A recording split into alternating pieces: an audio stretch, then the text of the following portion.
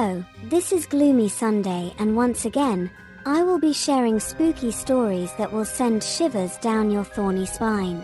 Without further ado, let's begin tonight's creepy, spooky, and sometimes outlandish array of tales. Sit back, relax, and enjoy. In the quaint village of Nandpur in India, located amidst lush fields and ancient banyan trees, beauty and envy intertwined like vines around a rotting tree.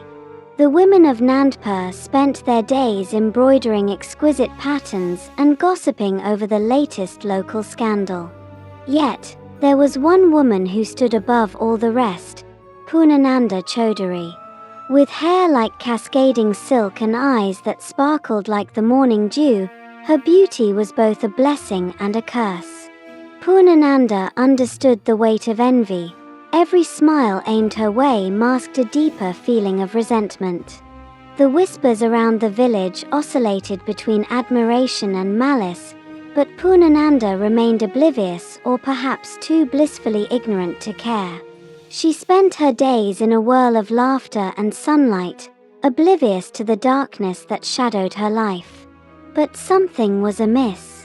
The nights were growing longer, and shadows danced on the walls of her home like eerie phantoms. Villagers began reporting mysterious deaths. An old widow found lifeless in her garden, a merchant strangled in his sleep, an infant abandoned by a river, feasting ground for the crocodiles. It was during one of those restless nights that Poonananda encountered a strange presence. A snake, its scales glistening like polished emeralds, slithered into her room through an open window. Its eyes held an ancient wisdom, and its forked tongue flickered like a flame in the darkness. Instead of fleeing in terror, Poonananda felt an odd pull, as if the very essence of the serpent resonated with her soul. Poonananda Chaudhary, the snake whispered, its tongue hissing softly like a distant echo. You wish to be admired, to be loved without the shadows of envy. I can grant you power beyond this village. Power? Poonananda asked, her voice a breathless whisper. Yes. The serpent coiled itself around her arm. With my gift, you shall become more than just beautiful. You shall be feared, a goddess among men and women alike. But beware, for with this gift comes a price. A flicker of doubt crossed Poonananda's mind, but blinded by her desire to rise above the envy and fear that shrouded her, she agreed. As the days turned into weeks, Poonananda transformed. No longer just stunning, she became an enigma. Men followed her with feverish devotion, women looked away, caught in their terrible jealousy.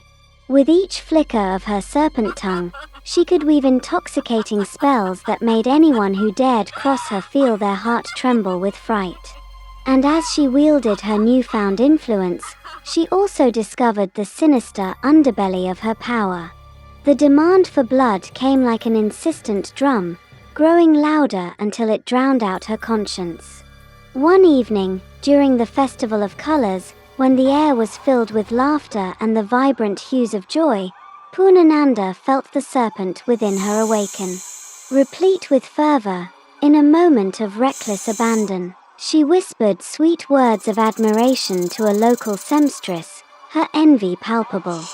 Within moments, the seamstress stood frozen, a look of horror washing over her face as she staggered backward and collapsed, lifeless. The serpent's laughter echoed in Poonananda's mind as she realized the intoxicating thrill that coursed through her veins. The power had taken hold and refused to let go. The poison of her serpent tongue dripped with darkness, forcing her hand toward revenge whenever she encountered jealousy, like a moth drawn to the flame. As fear spread throughout Nandpur, the villagers began to whisper of a curse. The once lively celebrations faded into muted gatherings, and fear coiled around hearts like the serpent around Poonananda's arm. The village that had once adored her now viewed her as a harbinger of doom, the deadly enchantress cloaked in beauty. Whispers of witchcraft swirled through Nandpur, people began to talk of gathering the courage to confront Poonananda, the heart of their troubles. It wasn't long before a gathering was organized under the moonlit sky, where the villagers would confront Poonananda and banish the serpent that had taken her. As men and women filed towards her home, candles flickering like fireflies in the chilling night, Poonananda felt a sense of dread wash over her. She confronted her own reflection in the mirror, accentuated by shadows that lurked behind her. The serpent coiled tighter, whispering promises of power, urging her to give in, to take control, to turn the fear upon them. Poonananda, you need not suffer at their hands. The serpent hissed. You can make them pay. But a flicker of humanity still lay dormant within her. The memories of laughter with the seamstress, shared whispers of love and friendship gnawed at her conscience. These were voices she could not burn. As the villagers approached her door, she took a deep breath and opened it, defiance sparkling in her emerald eyes. What do you want? Poonananda asked, her voice steady. You have killed our kin! We will not let you roam free any longer, Poonamandana! Shouted one elderly man, his face covered in the shadows. Poonananda clenched her fingers, feeling the serpent's anger bubbling beneath her skin. It yearned for blood. It craved retribution. But standing before the throng, seeing the fear etched on their faces, a part of her fought back. No, She shouted, stepping forward. I am not your enemy.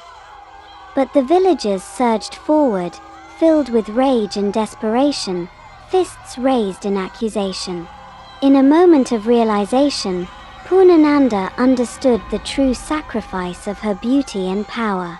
While she had been seduced by the serpent, she had lost herself in the abyss of envy and fear.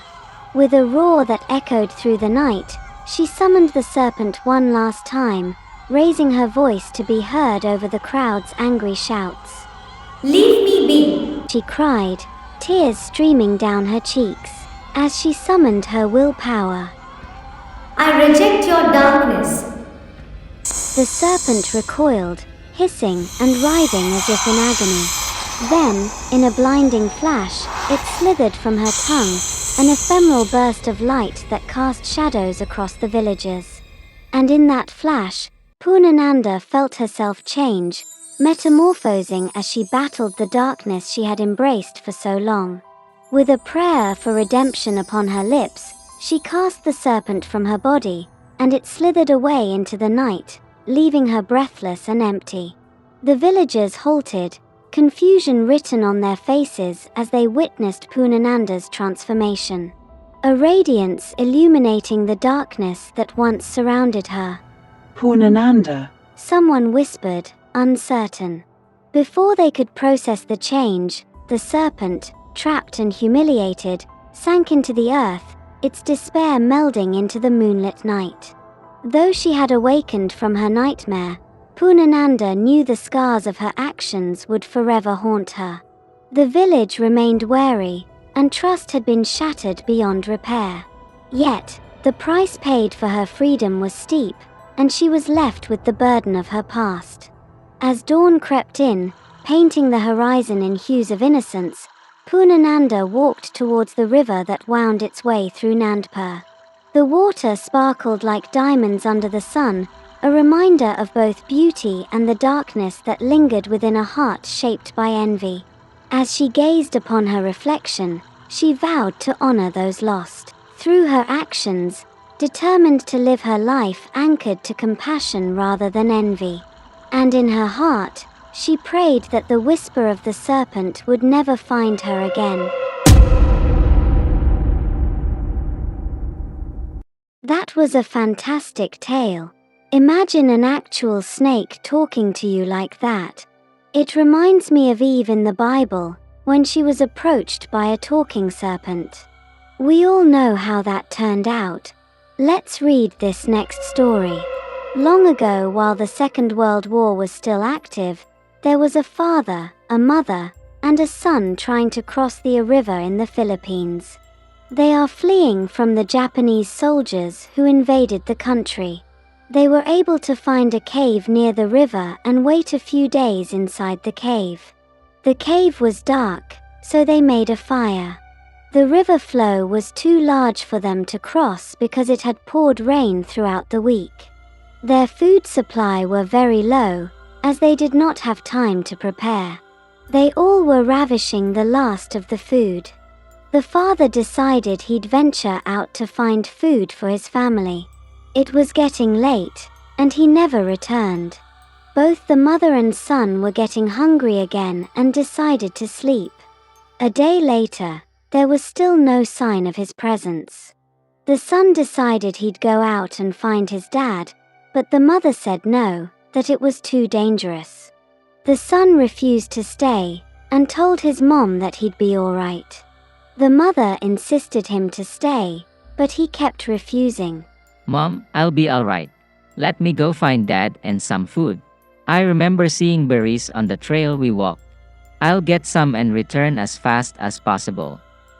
The mother finally decided that he'd go but to come back as soon as possible. She gave him the last pouch of water that she saved.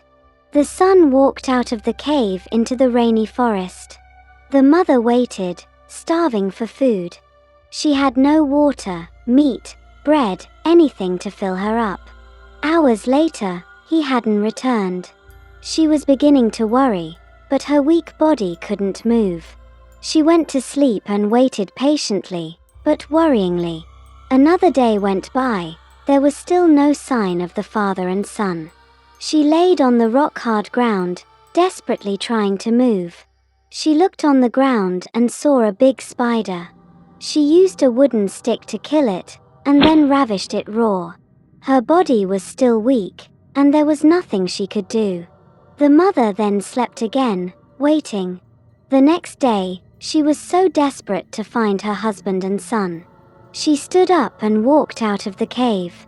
Out of the blue, she spotted her husband and son both sitting down on a log near the river. In shock, she ran towards them both. "Husband, son, where have you both been?" She shouted. The father and son stood up and slowly turned back at her.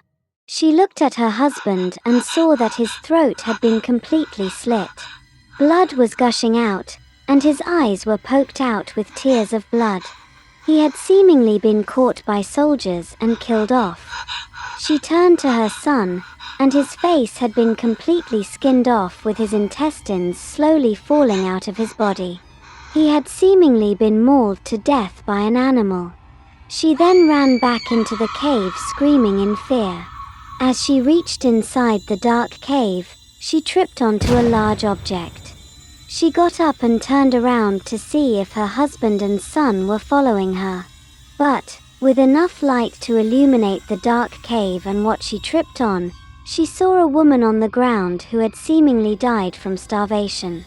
The woman was none other than herself. Unbeknownst to her, she was already dead. How creepy. That is why I am really hoping that we will never experience war. The defenseless people are the ones who would suffer the most, and in the end, no one could really be the victor. So many atrocities, so much death. I pray for peace in the world. Hope you enjoyed our spooky and strange stories. Join us next time for more. Take care and boo-bye.